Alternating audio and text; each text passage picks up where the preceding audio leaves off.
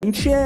սատանան մարդուն հետ պահում, որ մարդը մոտ կանա Աստծուն, ինչի է հետ արգելք խոչընդոտ հանդիսանում։ Ինչի սատանան արգելք խոչընդոտ չի հանդիսանում այն մարդուն, երբ որ մեկը գնում է գործի, երբ որ գնում ես ծանոթի տուն սուրճ խմելու, ինչի սատանան արգելք չի հանդիսանում, օրինակի համար այդ սուրճի հանդիպմանը կամ այդ ռեստորանի, կաֆեի գործնական հանդիպմանը, ինչի է հենց սատանայի ծրագիր ուղղված մարդուն, որ մարդը չհայտնվի Աստծո մեջ, չհայտնվի եկեղեցում, ամբողջ պատճառը սա է, երբ որ մարդը բացահայտում է Աստծուն, զուգահեռ նաև բացահայտում է Աստծո մեջ այն ծրագիրը, որ Աստված ունի իր կյանքի համար։ Երբ որ մենք ասում ենք մարդկանց արեք եկեղեցի ինչի համար, ոչ թե որ տեղ կա, կամ եկեք որ շատ լինենք եւ այլն, այլ ուզում ենք ասենք արի, որ Աստված